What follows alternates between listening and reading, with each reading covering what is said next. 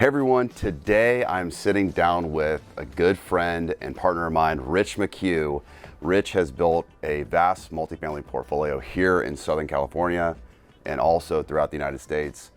And Rich, we just appreciate you getting together with us, letting us sit on your boat, talk about your insights in investing. So thanks for being here. Thanks for having me. Thanks for coming to the boat. Absolutely. I was here by myself till you showed up, so I appreciate it. It's a nice boat. It's a nice day. Well, anyways, just thanks for being here. Break down a little bit about, diving into it, about yourself. Okay. Investing, how you got started in real estate. Let's start from the top. All right. Well, I was 21 or 22. I was managing a fitness center in Newport Beach, and they had members there that were in real estate. One guy owned an apartment building. I was renting at the time, and my rent was going up every 6 months, no matter what. And we knew it. So we kept to deal with it. We were adding friends to help pay for it. And then there was a lender there, and I remember the lender guy talking about you should buy apartments. Rents only go up, and that's all we imagined at the time. And another guy was an attorney who got into real estate. So from the members there, they were encouraging me to get into real estate. So I passed the test somewhere around that time. I was in the early 86, 87. And I went and worked for Century 21. And at that time, they had a book of all the houses for sale, but the back had apartments. And just the numbers of them were appealing to me. So I decided to be an apartment broker. There was another real estate guy in that office, and he told me to get this Hertz directory and start cold calling. And start at the middle or something, because everybody starts at the back or the front or whatever. So the first year I did cold call apartments. But around that same time, I took a weekend tax class. It was like a crash course on how to treat taxes when you buy investment property. And after walking out of that class, my first thought was, why isn't everybody buying apartment buildings? So from then on, I was a big believer that I wanted to be an owner of apartment buildings and be on that side. So that was the beginning, and I just started cold calling a couple people, and I talked to first client was Ashok Patel, and he sold him something, and he introduced me to other friends, and then I also had another direction over here.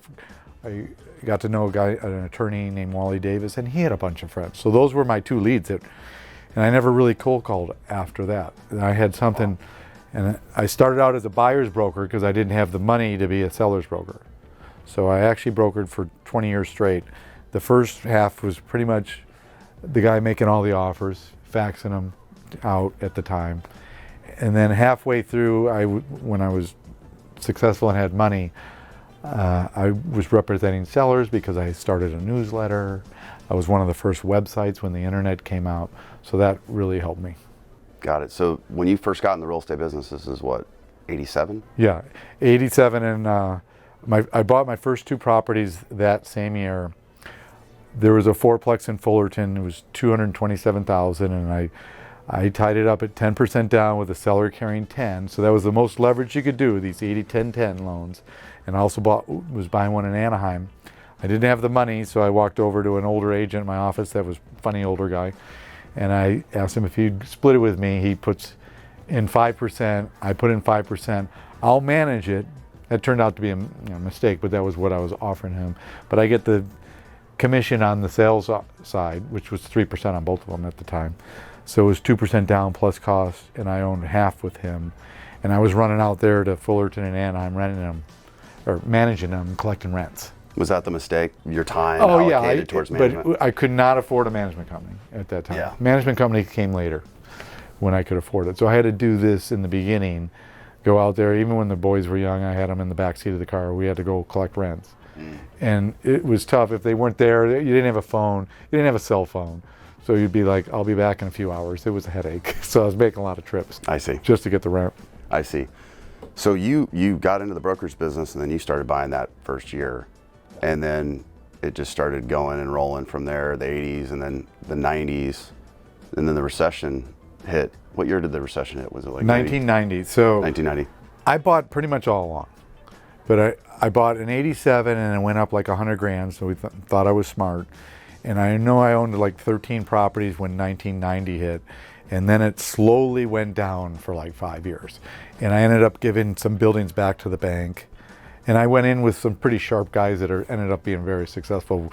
We just bought buildings because I remember buying a 5-unit in Toledo and Huntington for $435. 2 people had paid $475.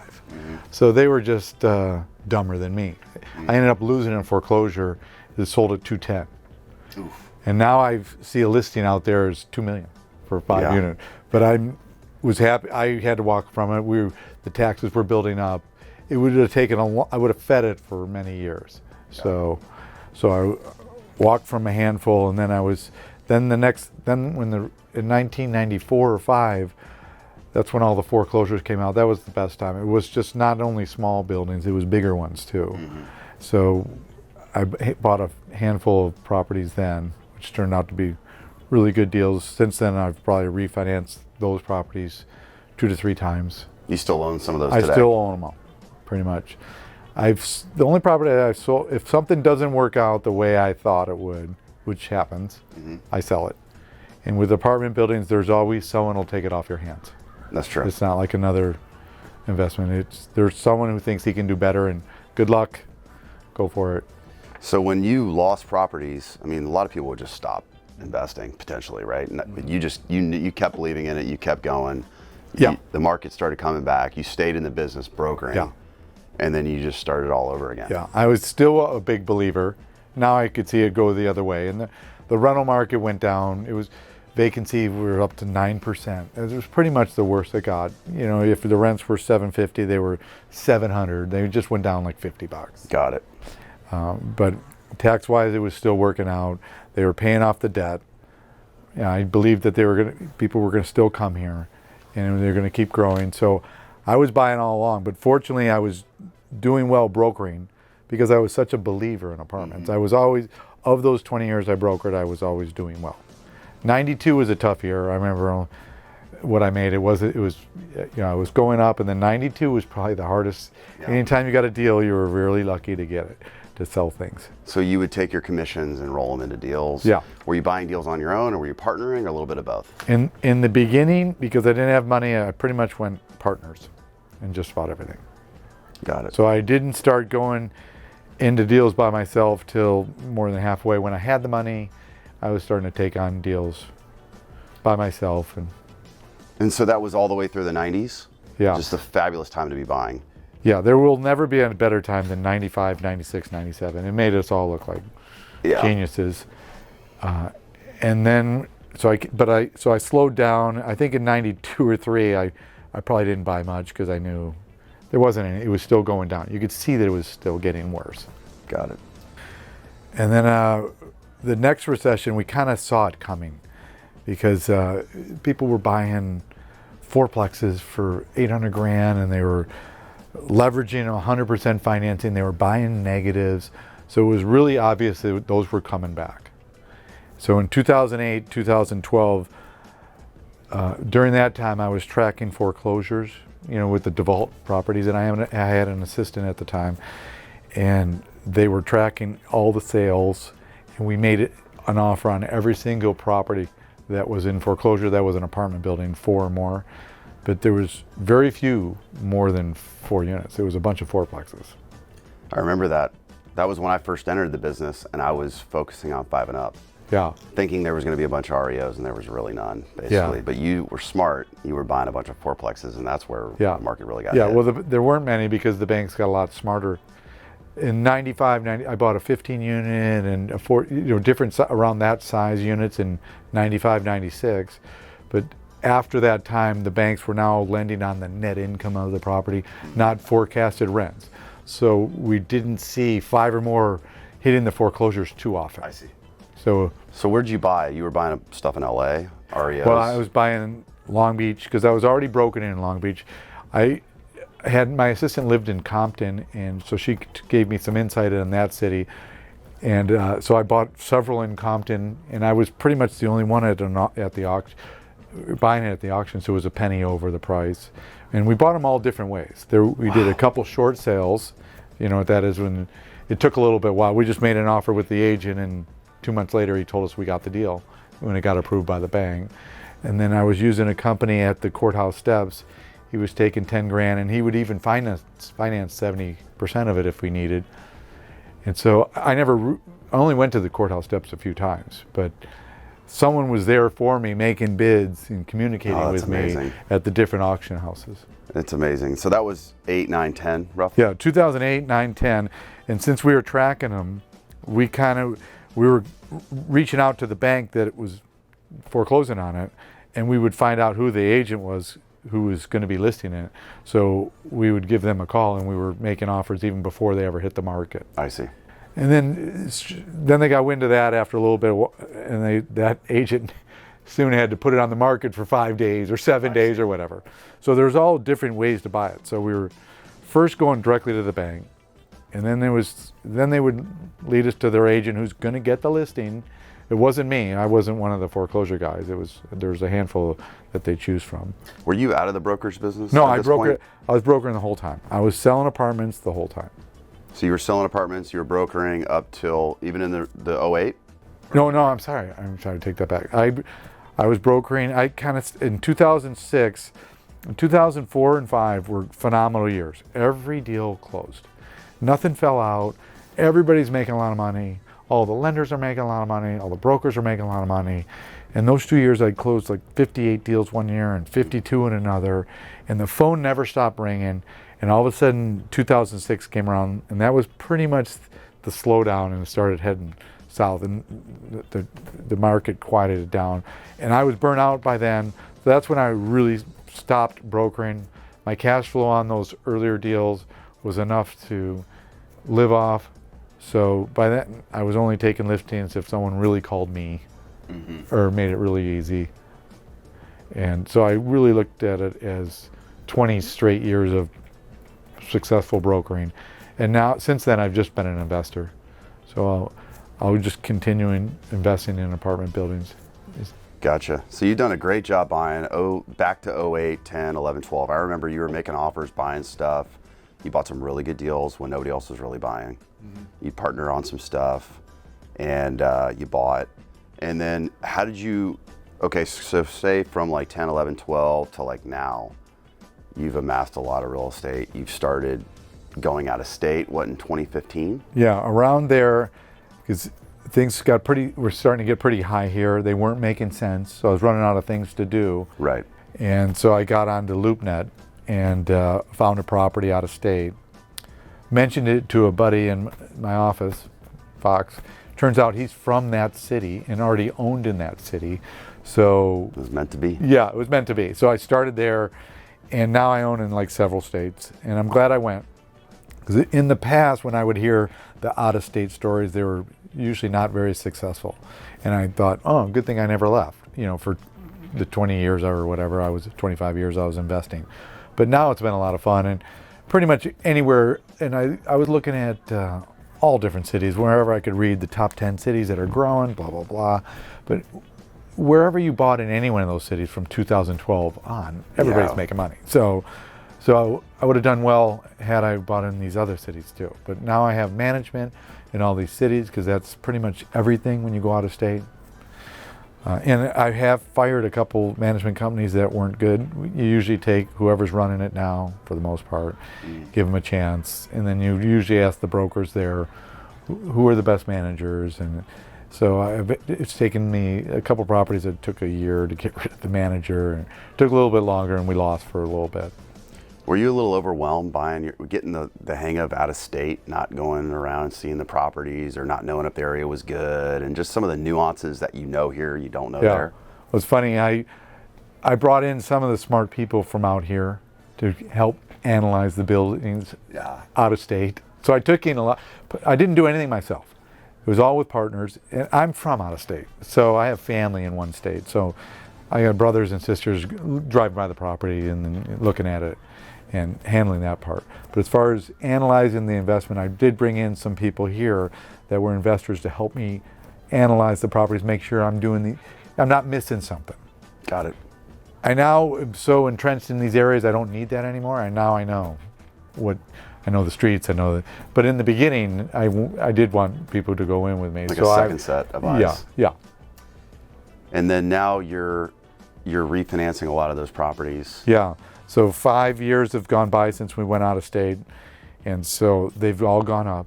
So we're borrowing more than we paid for them. We're dispersing to everybody who invested in them, and we're keeping the same cash flow payments based on what we invested in. And you're getting your money back. Yeah, we're getting our money back. Unfortunately, the rates have gone down too. That's helped out. We pushed the loan out for another 25, 30 years, and the rates are lower. So in some cases, we borrowed money, tax-free, and the payment is the same as it was, or a little bit higher. If it's a little bit higher, the rents catch up to it sooner or later. And that's really, you've been more of a cash out refi and buy, not a 1031. No, I Why? Well, the cash out is tax-free. I'd rather keep the property. Well, I don't like selling winners, even if I exchange out. So I'll exchange the ones that aren't doing as well. I need to improve on the cash flow. But tax-wise, it's been very helpful doing the exchange and the bonus depreciation. So maybe I do like one a year, but I do not plan on exchanging any of my properties that are doing really well. I'll just keep refinancing them. And when you are a seller, you're always exchanging. You're never like taking that money out of the market. Yeah. And then on the refinances you're doing out of state, you're bringing some of that money back to California and buying here. Yeah, I've bought stuff here still because I've gone in with some friends, and when I hear about a good opportunity, I do still own here, and I'm buying stuff now, but it's not as much as, doesn't keep me as busy as the out-of-state stuff. Gotcha. I like to have something to do. It's actually now fun. It's a lot of fun buying. But you're just always buying. You're always going to be buying apartments. I am going to buy to the end. Yeah. Because every time I seem to get involved in something else, I get away from what I'm good at, I lose money. Got it. So I don't want to hear about Bitcoin, crypto, office building, just like your business or whatever. I hope you make a lot of money and good luck. Yeah. And because I have a lot of friends want me to loan money, and loaning is no fun. So no, it's still, I don't have a crystal ball. I bought some stuff out of state that did not cash flow after a couple of years. We ended up a little bit more of a project than we thought, or the management, and blah, blah, blah. But someone took it off our hands for more.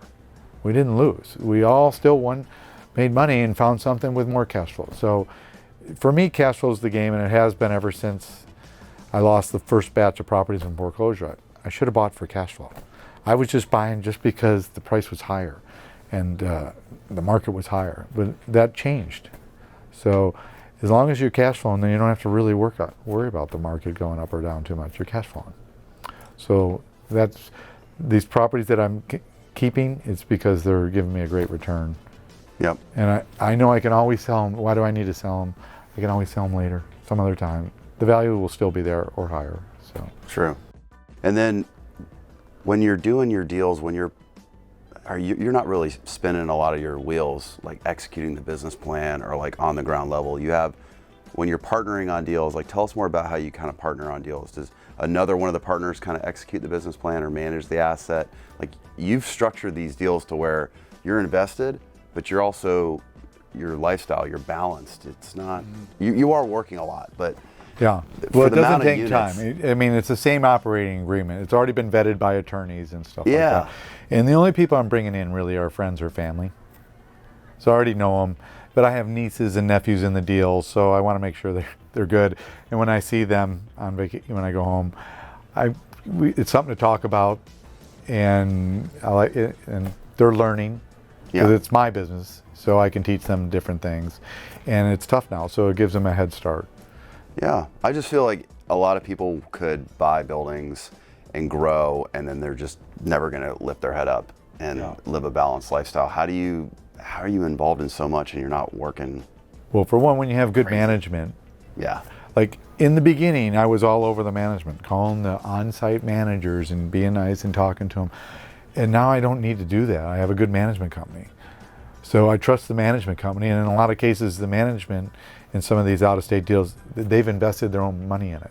That's pretty important to me too. And not in every deal. And in another state, the manager has gone in a few deals. He's looking to buy out his business partner or whatever, but he's doing a great job whether he invested his own money or not. So I now know him, trust him.